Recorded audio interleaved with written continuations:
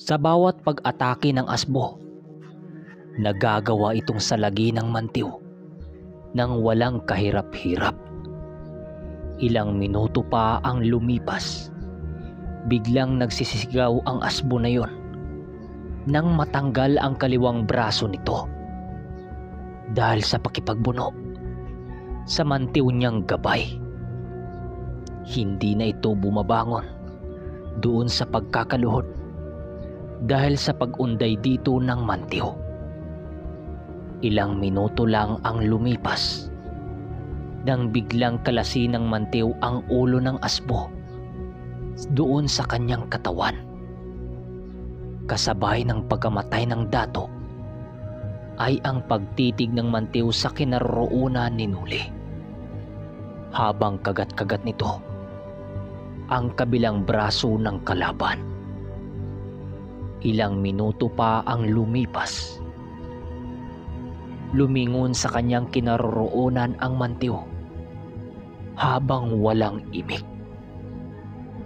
Maya-maya pa, lumapit ito at biglang nagsalita ng, "Ano bang nangyayari sa iyo, kaibigan? Parang nakalimutan mo na yatang may obligasyon ako sa iyong pagkatao hanggat hawak mo pa ang bato na yan. Ang tagal kong nilakbay ang Karimlan, marating lamang ang kinaroroonan mo." Wika ng kanyang gabay. "Patawad, kaibigan. Naging kampante ako dahil sa mga malalakas kong kasama ngayon. Kung nagkakasala ko, ibabalik ko na ang batong pinanghawakan ko na galing sa kalikasan." Wika ni Nuli doon sa gabay niya. Nang sabihin niya ito, huminga lang naman ng malalim ang nilalang, saka naglaho sa kanyang harapan.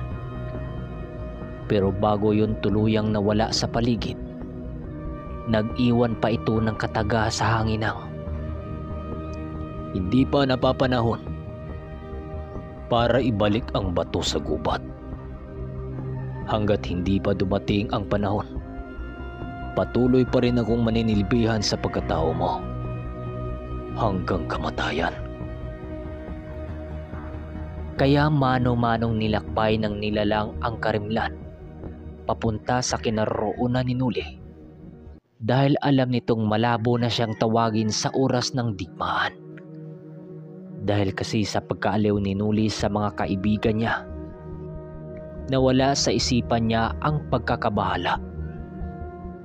Lumipas ang ilang minuto, bumalik sa katahimikan ang kubo ni Horo.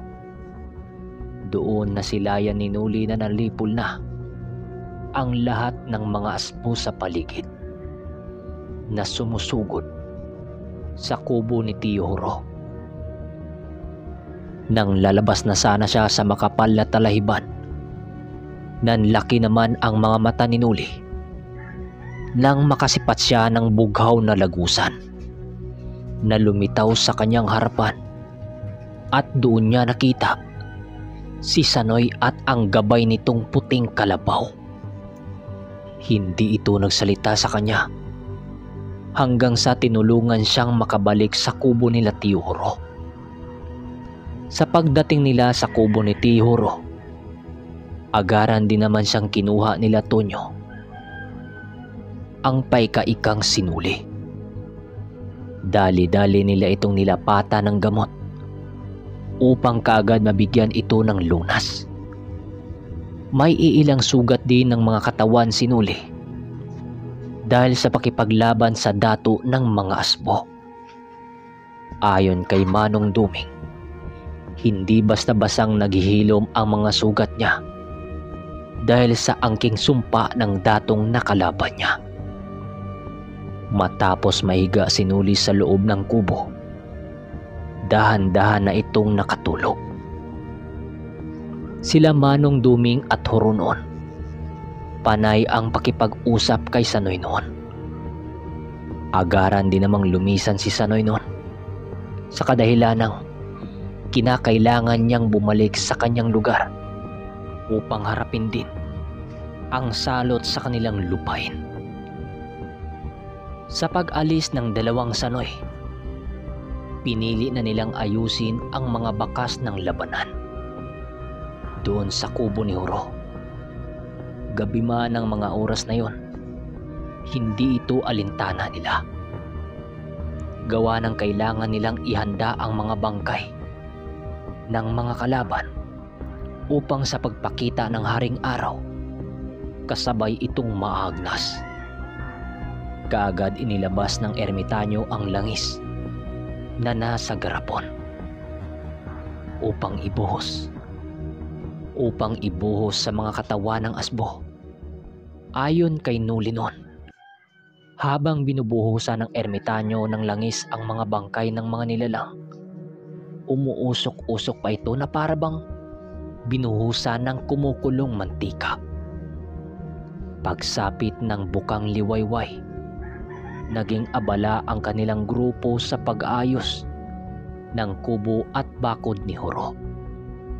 Labis kasi ang pagkawasak ng mga ito dahil sa naganap na digmaan. Ang ginawa nila noon ay kumuha ng angkop na gamit nang siyang gagamitin sa pagpapanday ng mga bakod. Buti na lang dahil sa halos ng kanilang mga kasama, bihasa sa pagpapanday ng kung ano-ano. Horo, pasensya ka na ha.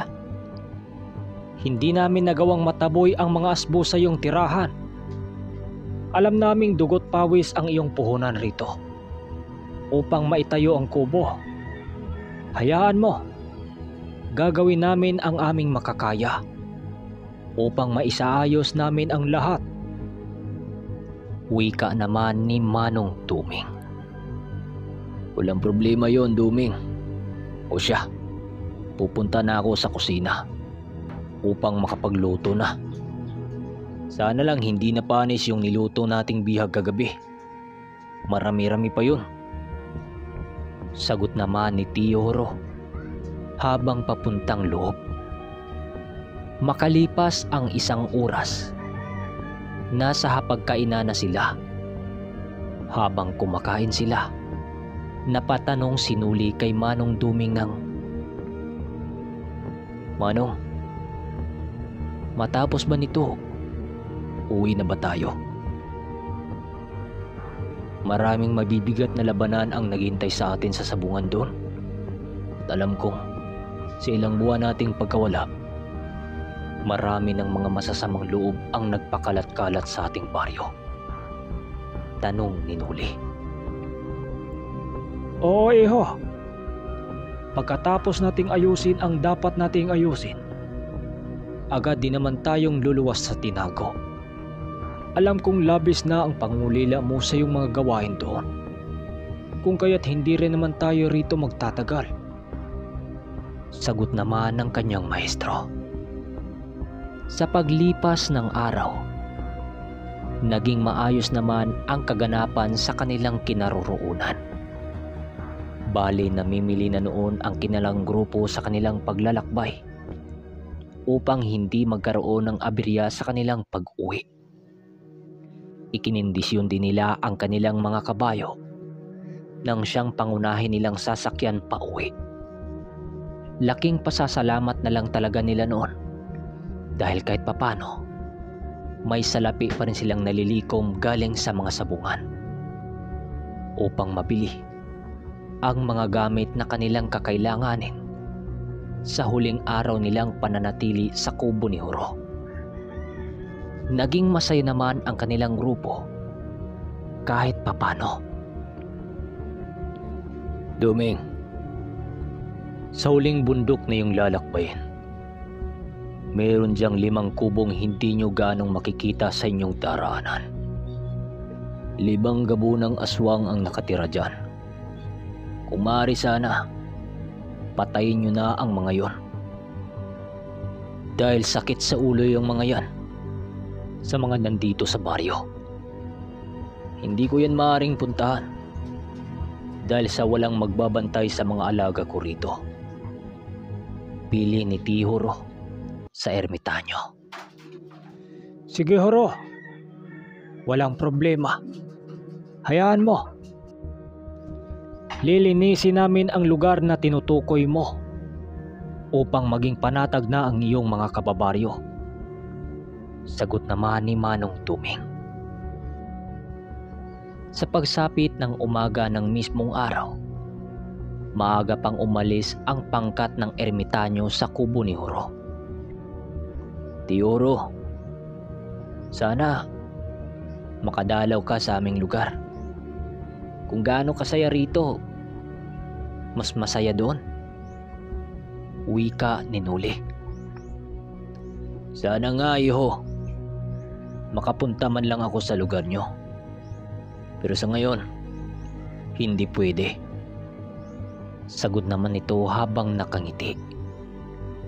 Matindi ang pamamaalam ng kanilang grupo sa taong kumupkup sa kanila ng ilang linggo dahil hindi na ito naiiba sa kanilang grupo. Sila Danilo at Tonyo noon, mangiyak-ngiyak na habang nakayakap kay Tihuro. Bago pa man pumutok ang bukang liwayway, nakalayo-layo na sila sa tahanan ni Tihuro. Napuno ng kagalakan ang kanilang grupo dahil sa ligtas nilang nagawa ang kanilang mga misyon. Ang tanging ipinag-alala na lang nila ay ang paglalakbay nila papuntang Talamban at Manaplan.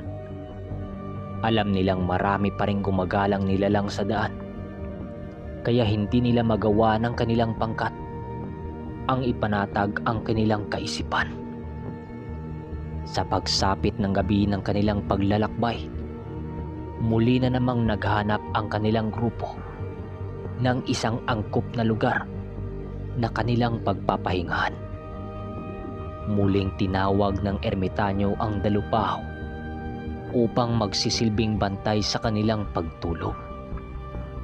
Habang kasalukuyan silang bagong kain, nag-usap-usap naman ang iba nilang mga kasama at kasamahan dito si Nuli at Danilo. Maraming paksa silang pinag-usapan noon upang kahit papano hindi sila makaramdam ng pagkaburyong. Ngunit sa paglalim ng gabi, habang sila'y mahimbing na natutulog, biglang nakaramdam sila ng kakaibang hangin sa kanilang tinutulugan.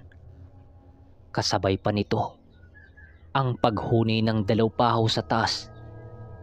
Dahil sa malakas ang kanilang mga pakiramdam noon, hindi maging mahirap sa kanila ang maramdaman ang mga nilalang na nasa paligid.